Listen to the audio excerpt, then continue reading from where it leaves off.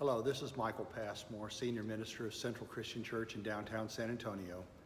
I'm in the sanctuary today making this video for those who are unable to join with us in our gathering together in one place worship experience.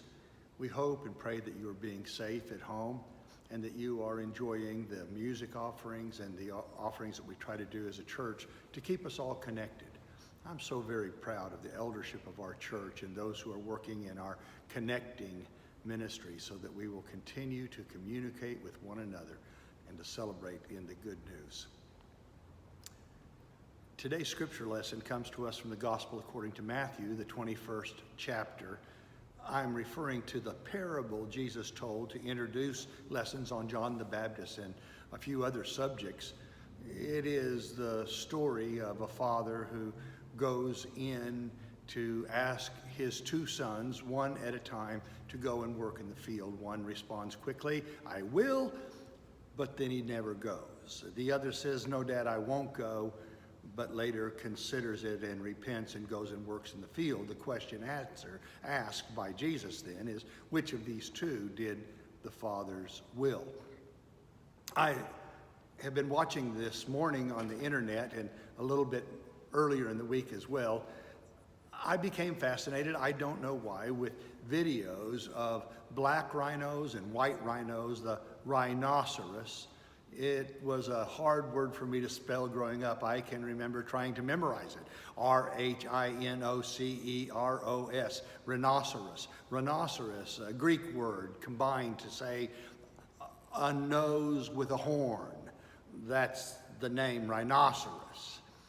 This one video, 36 seconds long, came out of a wild game park it's hard to call it a wild game park, isn't it, in Germany, where a keeper was driving the zebra-colored automobile, and out of the blue, a rhinoceros gets angry and flips her car over, not once, not twice, but 3 times in the video. The German worker was not hurt, nor the rhino, but the body of that automobile required much repair.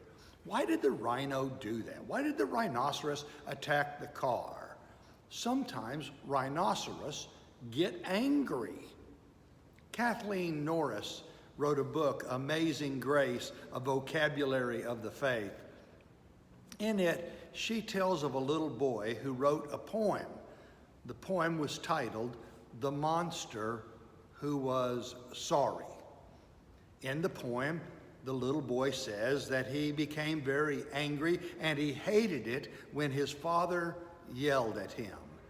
But then, in his anger, he tossed his little sister down the stairs off the porch. Then he wrecked his room, and then he destroyed the whole town. But the poem concludes with these words, "Then I sit in my messy house, and I say to myself, I shouldn't have done all of that." My messy house, the monster who was sorry, says it all. A metaphor for the depth of rage and what happens when we let our anger spill over into hatred. Jesus tells us this parable of the father and the two sons. One says yes but does not. The other says no and then does. At the conclusion, I suspect, both of them wished they had behaved differently. It's a parable not just about doing, but a change of heart. A change of heart would be good for us. A change of heart where we start to look at roses instead of thorns. Look at the twinkle in the eye instead of the blemish beside the nose. If we could indeed not be sorry we had done all of that, but grateful for a God who has done everything we need for us. Thank you for letting me share with you today.